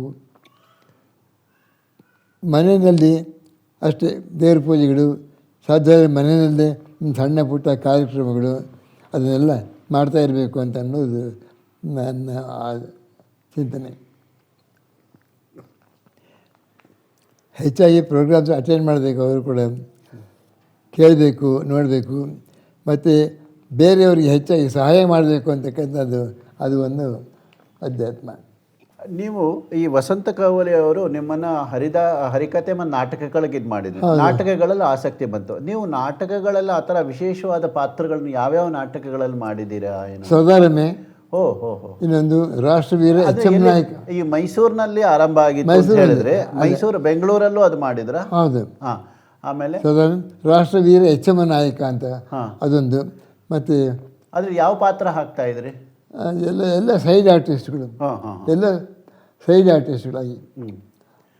ನಾನು ಮೇನಾಗಿ ಯಾವುದೂ ಮಾಡಿಲ್ಲ, ಸೈಡ್ ಆರ್ಟಿಸ್ಟ್. ಯಾವುದೋ ಜಗಜ್ಯೋತಿ ಬಸವೇಶ್ವರನಲ್ಲೂ ಮಾಡಿದ್ದೆ. ಅದು ನಾಟಕದಲ್ಲೂ ಮಾಡಿದ್ದೆ, ಸ್ಟೇಜ್ನೊಳಗೆ ರವೀಂದ್ರ ಕಲಾಕ್ಷೇತ್ರದೊಳಗೆ, ಬಸಂತ ಕೊಳಿ ಜೊತೆಗೆ ಅದು ಮಾಡಿದ್ದೆ. ಇಲ್ಲಿ ಮಾಡಿ ಅದು ಮಾಡಿದ್ದೀನಿ. ಮತ್ತು ಇನ್ನೊಂದು ಗಿರಿಜಾ ಕಲ್ಯಾಣ, ಗಿರಿಜಾ ಕಲ್ಯಾಣದಲ್ಲಿ ಕೂಡ ಮಾಡಿದ್ದೆ ನಾನು. ಈಗ ನೀವು ಅನೇಕ ಇದು ದಾಸರ ಇದನ್ನ ದೇವರ ನಾಮಗಳು ಇದೆಲ್ಲ ಮಾಡಿದ್ರಿ, ಅದರದ್ದು ಒಂದು ಉಗಾಭೋಗವನ್ನು ಹೇಳ್ತೀರಾ? ಮನಃಶುದ್ಧಿ ಇಲ್ಲದವಗೆ ಮಂತ್ರದ ಫಲವೇನು,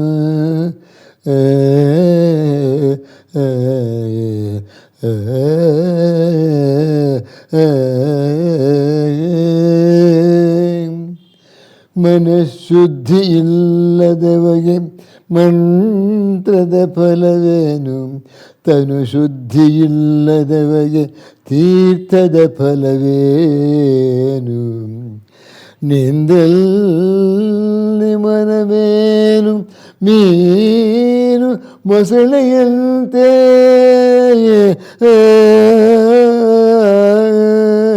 ಮಿಂದಲ್ಲಿ ಫಲವೇನು ಮೀನು ಮೊಸಳೆಯಂತೆ, ಮಿಂದಲ್ಲಿ ಫಲವೇನು ಶ್ರೀಶೈಲದ ಕಾಗೆಯಂತೆ, ಶ್ರೀಶೈಲದ ಕಾಗೆಯಂತೆ, ಹೊರಗೆ ಮಿಂದು ಒಳಗೆ ಮೇಯದವರ ಕಂಡು ಬೆರಗಾಗಿ ನಗುತ್ತಿದ್ದ ಪುರಂದರ ವಿಠಲ, ಹೊರಗೆ ಮಿಂದು ಒಳಗೆ ಮೇಯದವರ ಕಂಡು ಬೆರಗಾಗಿ ನಗುತ್ತಿದ್ದ ಪುರಂದರ ವಿಠಲ.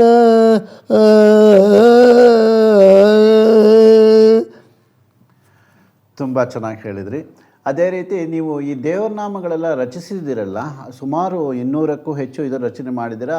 ಅದೇ ರೀತಿ ಪಾರಿಜಾತ ಮತ್ತು ಮಕರಂದ ಅನ್ನೋ ಪುಸ್ತಕಗಳನ್ನು ರಿಲೀಸ್ ಮಾಡಿದ್ದೀರಾ. ಇದರಲ್ಲಿ ನೀವು ಯಾವ ಇದನ್ನು ಕುರಿತಾಗಿ ರಚನೆ ಮಾಡಿದ್ದು ಅಂತ ಹೇಳಿದರೆ, ಬರೀ ದೇವರ ನಾಮಗಳ ಅಥವಾ ಇಲ್ಲ ಅಂತ ಹೇಳಿದರೆ ಈಗ ಸ್ವಯಂವರ ಈ ಥರದ್ದೆಲ್ಲ ಬರ್ತಲ್ಲ, ಆ ಥರದ್ದೇನೋ ರಚನೆ ಉಂಟಾ, ಅಥವಾ ಯಾವುದನ್ನ ಈ ಪೂಜೆ ಹಾಡುಗಳು ಈ ಥರದ್ದೇನೋ ರಚನೆ ಮಾಡಿದ್ದೀರಾ? ಯಾವ ಥರ ಅದು? ಆಲದೆಲೆಯ ಮೇಲೆ ಮಲಗಿದ ಮುದ್ದು ಕೃಷ್ಣ, ಆಲದೆಲೆ ಮೇಲೆ ಮಲಗಿದ ಮುದ್ದು ಕೃಷ್ಣ, ಆಲದೆಲೆಯ ಮೇಲೆ ಮಲಗಿದ, ಲೀಲೆಗಳನ್ನು ತೋರುತ್ತ ಜಗಕ್ಕೆ ತೋರುತ್ತ, ಲೀಲೆಗಳನ್ನು ತೋರುತ್ತ ಲೀಲೆಗಳನ್ನು ತೋರುತ್ತ ತೋರುತ್ತ ಜಗಕ್ಕೆ ಆಲದೆಲೆಯ ಮೇಲೆ ಮಲಗಿದೆ. ಪಸ ನಿಪ ನಿಪ ಮಗ ಪಮಗರಿ ಮಗರಿ, ಪಸ ನಿಪ ನಿಪ ಮಗ ಪಮಗರಿ ಮಗರಿ, ಸನ್ನಿ ಆಲದೆಲೆಯ ಮೇಲೆ ಮಲಗಿದೆ. ಸಸ ನಿಪ ನಿನಿ ನಿಪ ಮ ಪಪ ಪಮಗ ಪಮ ಕರಿಸ ಆಲದ ಮೇಲೆ ಮಲಗಿದೆ. ಪ್ರಳಯ ಕಾಲದಲ್ಲಿ ಲಕ್ಷ್ಮಿ ಆಲದಲ್ಲಿ ಕಾನಾಗಿ ಸಕಲ ಹೊರ ದೇವರನ್ನು ಪಿತನ, ಸಕಲ ಸರಳಜೋದ್ಭವನ ಪಿತನ ಒಲಿಮೆಯಿಂದ ಸೇರಿ.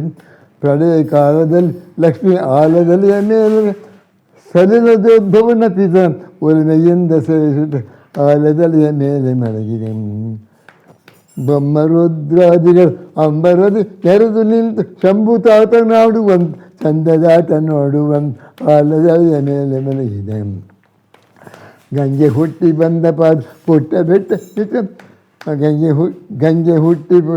ಗಂಗೆ ಹುಟ್ಟಿ ಬಂದ ಪಾಪ ಪುಟ್ಟ ಬೆಟ್ಟು ಬಾಯೊಡಿಟ್ಟು ಮಂಗಳಾಂಗ ಚಿನ್ನಿ ಕೃಷ್ಣ ಬೆಂಗರಿಗಳ ನೋಡಿಸುತ್ತ ಆಲದಲ್ಲಿಯ ಮೇಲೆ ಮಲಗಿದೆ. ಪುಟ್ಟ ಪಾದದ ಮಹಿಮೆ ಎಷ್ಟು ಹೇಳದಮ್ಮ ಸಿರಿ ಕೃಷ್ಣ ವಿಠಲದಾಸರನ್ನು ಗಟ್ಟಿಯಾಗಿ ಇದೆ, ಕೃಷ್ಣ ವಿಠಲದಾಸರನ್ನು ಗಟ್ಟಿಯಾಗಿ ಕಾಯ್ದ ಕೃಷ್ಣ ಬಾಲದಲ್ಲಿ ಮೇಲೆ ಮಲಗಿದೆ, ಆಲದಲ್ಲಿಯ ಮೇಲೆ ಮಲಗಿದೆ. ತುಂಬ ಚೆನ್ನಾಗಿ ಕೃಷ್ಣ ಆಲದೆಲೆ ಮೇಲೆ ಮಲಗಿರ್ತಕ್ಕಂಥ ಇದನ್ನು ನೀವು ಹೇಳಿದರೆ, ಈ ಥರ ನೀವು ಅನೇಕ ಕೃತಿಗಳನ್ನ ಅದಕ್ಕೆ ಸ್ಫೂರ್ತಿ ಏನು? ಈಗ ಯಾವುದನ್ನ ನೀವು ದೇವಸ್ಥಾನಕ್ಕೆ ಹೋದಾಗ ನೋಡಿದಾಗಲ ಅಥವಾ ನಿಮಗೆ ಪ್ರತ್ಯಕ್ಷ ಅನುಭವ ಏನಾರ ಇದಾಯ್ತಾ?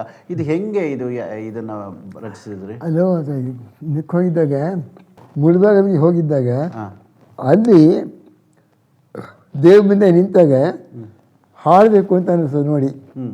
ಅಲ್ಲಿಂದ ನಿಂತ್ಕೊಂಡು ಒಂದು ರಚನೆ ಮಾಡಿಕೊಂಡೆ.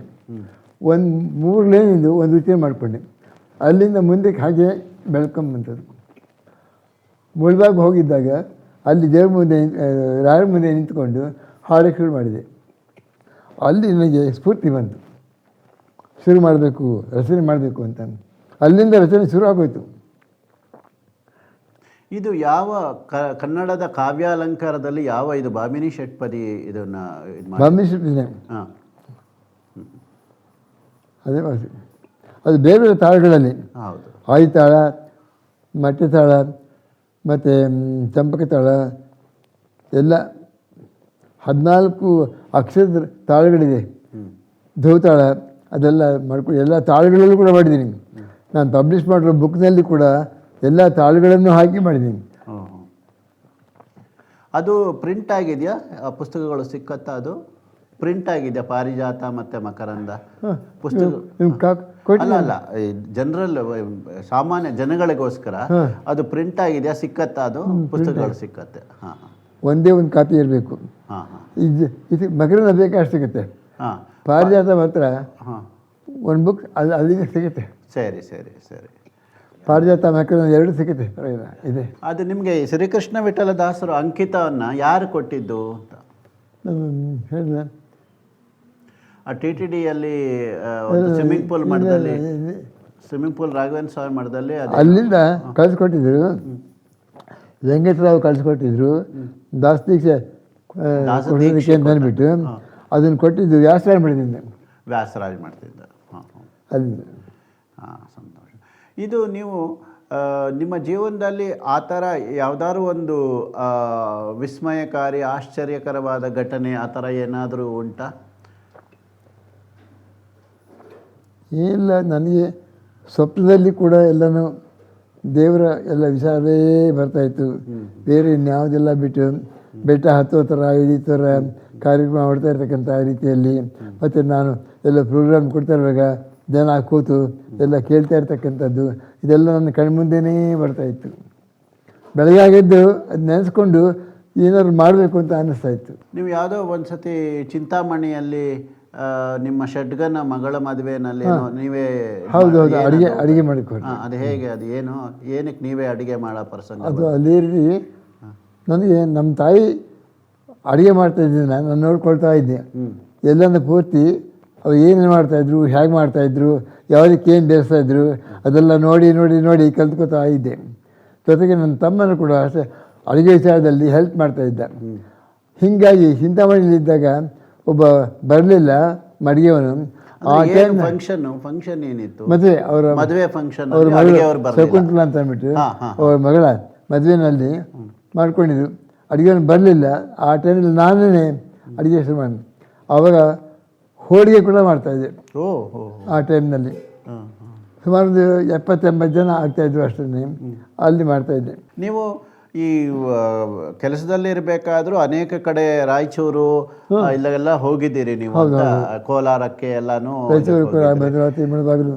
ಹಾಂ, ಈ ಒಂದು ಹರಿದಾಸ ಇದರಿಂದಾನು ಪ್ರಯಾಣಗಳನ್ನು ಮಾಡಿದ್ದೀರಾ? ಮಾಡಿದ್ದೀರಾ ಅನೇಕ ಕಡೆ. ಇದನ್ನ ನೀವು ಅನೇಕ ಗಣ್ಯರ ಮುಂದೆ ಅಥವಾ ಸ್ವಾಮಿಗಳ ಮುಂದೆ ಇದನ್ನೆಲ್ಲಾನು ಪ್ರದರ್ಶನ ಮಾಡಿದ್ದಾರೆ? ಅಥವಾ ನಿಮ್ಮ ಕೃತಿಗಳನ್ನು ನೋಡಿ ಅಥವಾ ನಿಮ್ಮ ಹರಿಕಥಾ ಇದಿರ್ಬೋದು ಅಥವಾ ನಿಮ್ಮ ಶ್ರೀನಿವಾಸ ಕಲ್ಯಾಣ ಇದ್ಯಾವುದನ್ನ ನೋಡಿ ಪ್ರಶಂಸೆಗಳು ಬಂದಿರುತ್ತವೆ ಅಂತ ಭಾವಿಸ್ತೇವೆ? ಅದೇ ಮುಳುಬಾಗಿಲಲ್ಲಿ ಒಂಥರ ಹಾಗೆ ಹೇಳ್ತಾ ಇದ್ದಾಗ ಸ್ವಾಮಿಗಳು ಮೆಚ್ಕೊಂಡಿದ್ದರು. ಸ್ವಾಮಿಗಳು ಮೆಚ್ಕೊಂಡಿದ್ದು ಬರೀ ಒಂದು 25 ರೂಪಾಯಿ ಕೊಟ್ಟಿದ್ರು ಅವಾಗ ಸ್ವಾಮಿಗಳು. ಅವರು ಇಲ್ಲಿ ಕೂಡ ಅವ್ರದ್ದು ಮಠ ಇದೆ ಇಲ್ಲಿ. ಚಾಮರಾಜಪೇಟೆಯಲ್ಲಿ. ಚಾಮರಾಜಪೇಟೆ ಅಲ್ಲಿದ್ದರು. ಅಲ್ಲಿ ಕೂಡ ಹರಕತೆ ಮಾಡ್ತಾಯಿದ್ದೆ. ಅದು ಪ್ರೋಗ್ರಾಮ್ಸ್ ಕೊಟ್ಟಿದ್ದೀನಿ. ಬೆಂಗಳೂರಲ್ಲಿ ಕೂಡ ಸಾಕಷ್ಟು ಕಡೆ ಎಲ್ಲ ಕಡೆ ಕೊಟ್ಟಿದ್ದೀನಿ. ಟಿ ಟಿ ಡಿಯಿಂದ ಎಲ್ಲ ಕಡೆಯೂ ಕೊಡ್ತಾಯಿದ್ದೆ ಪ್ರೋಗ್ರಾಮ್ಸ್. ಹೋಲ್ ಬೆಂಗಳೂರು ಕವರ್ ಆಗಿದೆ ನಂದು ಹೆಚ್ಚು ಕಡೆ. ಬೆಂಗಳೂರು ಮತ್ತು ಹೊರಗಡೆನೂ ಅಷ್ಟೇ. ನನಗೆ ಚೆನ್ನಾಗಿದ್ದಂಥ ಕಾಲದಲ್ಲಿ ಬೇಕಾಷ್ಟು ಪ್ರೋಗ್ರಾಮ್ಸ್ ಕೊಡ್ತಾಯಿದ್ದೆ. ಮತ್ತು ನೀವು ಈ ಶ್ರೀನಿವಾಸ ಕಲ್ಯಾಣ ಇದಕ್ಕೆಲ್ಲ ಮಾಡಬೇಕಾದ್ರೆ ಅಲ್ಲೇನೂ ನೀವು ಅದನ್ನು ಅರೇಂಜ್ ಮಾಡೋದಲ್ಲದೆ ಅದಕ್ಕೆ ಬೇಕಾದ ಸ್ವೀಟ್ಗಳನ್ನ ನೀವೇ ಮಾಡಿ ರೆಡಿ ಮಾಡ್ಕೊಂಡು ಹೋಗ್ತಾ ಇದ್ರಿ. ಹೌದು ಮಾಡ್ಕೊಂಡು ಹೋಗ್ತಾಯಿದ್ದೆ. ಪ್ರಸಾದ ಕೊಡಿ. ಆಮೇಲೆ ಕೊನೆಗೆ ಬರ್ತಾ ಅದು ಯಾಕೋ ಅದು ಸಿಲಿಂಡರ್ ತೊಗೊಳ್ಬೇಕು ಮಾಡಿನಲ್ಲಿ, ಅಲ್ಲೆಲ್ಲ ಮಾಡಬೇಕು, ಮತ್ತು ಆ ಪಾತ್ರೆ ತೊಳ್ಕೊಬೇಕು ಮಾಡ್ಕೋಬೇಕು. ಹೀಗಾಗಿ ಒಂದು ಸಲ ಬೇಡ ಇದು ಅಂತ ಅನಿಸ್ಬಿಡ್ತು. ಜನ ಪ್ರೋಗ್ರಾಮ್ಸ್ ಅರೇಂಜ್ ಮಾಡ್ತಾಯಿದ್ದರು, ಏನು ಸ್ವೀಟ್ ತಂದಿದ್ದೀವಿ ಇವತ್ತು ಅಂತ ಮೊದಲು ಕೇಳ್ತಾಯಿದ್ರು. ಸರಿ 5 ಗಂಟೆ ಮಾಡ್ಕೊಂಡು ಹೋಗ್ತಾಯಿದ್ದೆ ಸ್ವಯಂ ಸ್ಫೂರ್ತಿಯಿಂದ. ಎಷ್ಟು ಚೆನ್ನಾಗಾಗುತ್ತೋ ಅಷ್ಟು ಚೆನ್ನಾಗಿ ಕೆಲಸ ಮಾಡಿಸ್ಬೇಕು. ಅದನ್ನು ನೋಡೋಕ್ಕೆ ಬಂದವರು ತಾವು ಅಲ್ಲಲ್ಲೇ ಬುಕ್ ಮಾಡ್ತಾಯಿದ್ರು. ನೀವು ಹರಿಕತೆ ಮಾಡ್ತಾ ಇದ್ರಲ್ಲ, ಅದರದ್ದು 1-2 ಲೈನ್ ಹೇಳ್ತೀರಾ? ಹೇಗಾದ್ರೆ ಹರಿಕತೆ ಯಾವ್ದಾರ ಒಂದು ಪ್ರಸಂಗದ್ದು ಯಾವ್ಯಾವ ಹರಿಕತೆಗಳನ್ನ ಮಾಡ್ತಾ ಇದ್ರಿ? ಹರಿಕತೆ ನನಗೆ ಕಲ್ಯಾಣೋತ್ಸವನೇ ಮಾಡ್ತಾಯಿದ್ದೆ, ಶ್ರೀನಿವಾಸ ಕಲ್ಯಾಣ ಮಾಡ್ತಾಯಿದ್ದೆ, ಗೀತಾ ಕಲ್ಯಾಣ ಮಾಡ್ತಾಯಿದ್ದೆ. ಈ ಕೃಷ್ಣಾವತಾರದ್ದು ರಾಮಾವತಾರದ ಕಥೆಗಳನ್ನ ಅನೇಕ ಕಥೆಗಳನ್ನ ಮಾಡಿದ್ರಿ. ಎಲ್ಲ ದೇವ್ರ ಕಥೆಗಳೇನೆ, ದೇವ್ರ ಕಥೆಗಳನ್ನೇ ಅಳವಡಿಸ್ಕೊಳ್ತಾ ಇದ್ದೆ. ಈ ನಾಟಕದ ಡೈಲಾಗ್ ಏನಾದ್ರು ನೆನಪಿದೆಯಾ ನಿಮಗೆ? ನಾಟಕದ ಸಂಭಾಷಣೆ ಎಲ್ಲ ಮರ್ತಾಗಿದೆ. ನಿಮ್ಮ ಆದರ್ಶಗಳು, ನಿಮ್ಮ ನಡೆನುಡಿಗಳು ನಿಜಕ್ಕೂ ನಮಗೆ ಒಂದು ಪ್ರೇರಣೆಯನ್ನು ತರ್ಕೊಡುತ್ತೆ. ಮುಂದಿನ ಒಂದು ಈ ಪೀಳಿಗೆಗೂ ಸಹ ಈ ರೀತಿ ಅಂದರೆ ಜೀವನವನ್ನು 100 ವರ್ಷಗಳ ಜೀವನ ಮಾಡೋದು ಒಂದು ಸಾಧನೆ ಅಂತಲ್ಲ, ಆದರೆ ಆ ಒಂದು ಸಾಧನೆಯಲ್ಲಿ ಜೊತೆಗೆ ಇವರು ಈ ಹರಿಕತೆ, ಸಂಗೀತ, ಆಧ್ಯಾತ್ಮದಲ್ಲಿ ತೊಡಗಿಸಿಕೊಂಡು ಇವರ ಒಂದು ವಿಚಾರ ಏನು ಅಂತ ಹೇಳಿದ್ರೆ ಯಾವುದಾದ್ರು ಒಂದು ನೋಡಿದರೆ ಅದನ್ನು ತಾವೇ ಮಾಡಬೇಕು ಅನ್ನೋದು ಆ ಉತ್ಸಾಹ, ಚಿಕ್ಕನ್ನಲ್ಲಿದ್ದ ಉತ್ಸಾಹ ಇವತ್ತಿಗೂ ಇದೆ. ಈಗಲೂ ಯಾವುದಾದ್ರೂ ನಾವು ನೋಡಿದರೆ ಅದನ್ನು ನಾನೇ ಮಾಡಬೇಕು ಅನ್ನೋ ಒಂದು ಉತ್ಸಾಹ ಇದೆ. ಇಂಥ ಒಂದು ಮಹತ್ತರವಾದ ವಿಷಯಗಳನ್ನು ತಿಳಿಸ್ಕೊಟ್ಟು ನಮ್ಮ ಒಂದು ಶ್ರೀರಾಮ್ ಭಕ್ತ ಸಭಾಗೆ ಆಗಮಿಸ್ತಾ ಇದ್ದಾರೆ. ಅವರಿಗೂ ನಾವು ತುಂಬ ಹೃದಯದ ಧನ್ಯವಾದಗಳನ್ನು ಸಮರ್ಪಿಸ್ತೇನೆ. ಧನ್ಯವಾದಗಳು. ನಮೋ ನಮಃ. ಸಂವಾದ ಕಾರ್ಯಕ್ರಮವನ್ನು ಕೇಳಿದಿರಲ್ವ? ಇದೇ ರೀತಿ ರಾಮ್ ಭಕ್ತ ಸಭಾ ಇನ್ನೂ ಅನೇಕ ಕಾರ್ಯಕ್ರಮಗಳನ್ನು ಪ್ರಸ್ತುತಪಡಿಸ್ತಾ ಇರುತ್ತೆ. ತಾವು ತಮ್ಮ ಒಂದು ಅನಿಸಿಕೆಗಳನ್ನು ತಿಳಿಸಿ ಮತ್ತು ಇದೇ ರೀತಿ ಕಾರ್ಯಕ್ರಮಗಳನ್ನು ವೀಕ್ಷಣೆ ಮಾಡಿ ಈ ಒಂದು ವೀಕ್ಷಣೆಯನ್ನು ಅಂದರೆ ಯೂಟ್ಯೂಬನ್ನು ಬೇರೆಯವರಿಗೂ ಸಹ ಕಳಿಸಿ ಅದರಿಂದ ಒಂದು ರಾಮ್ ಭಕ್ತ ಸಭಾದ ವೃಂದವನ್ನು ಜಾಸ್ತಿ ಮಾಡೋಣ. ತಮ್ಮೆಲ್ಲರ ಸಹಕಾರ ಎಂದಿನಂತೆ ಇರಲಿ ಅಂತ ಹೇಳ್ತೇನೆ. ಧನ್ಯವಾದ. ಮತ್ತೊಂದು ವಿಷಯ ಏನಂತ ಹೇಳಿದ್ರೆ, ನೀವು ಯಾವ ಒಂದು ಶ್ರೀಕೃಷ್ಣ ವಿಠಲದಾಸರ ಸಂದರ್ಶನವನ್ನು ಕೇಳಿದ್ರಿ, ವಿಷಾದದಿಂದ ತಿಳಿಸ್ತಾ ಇದ್ದೇನೆ, ಅವರು ನಮ್ಮೊಂದಿಗಿಲ್ಲ. ಇದೇ ಪರಾಭವನ ಸಂವತ್ಸರದ ನಿಜ ಜ್ಯೇಷ್ಠ ಕೃಷ್ಣ ಪಕ್ಷದ ಚತುರ್ದಶಿ ದಿನವಂದು ಅವರು ವೈಕುಂಠ ಪದವನ್ನು ಸೇರಿದರು. ಅಂಥ ಮಹನೀಯರ ಆದರ್ಶನಗಳು, ಗುಣಗಳು, ಅವರ ಕಾರ್ಯಗಳು ಇಂದಿಗೂ ಅಮರವಾಗೇ ಇದೆ. ದೇವರು ಅವರಿಗೆ ಸದ್ಗತಿಯನ್ನು ನೀಡಲಿ ಅಂತ ಹೇಳಿ ಪ್ರಾರ್ಥಿಸ್ತೇನೆ.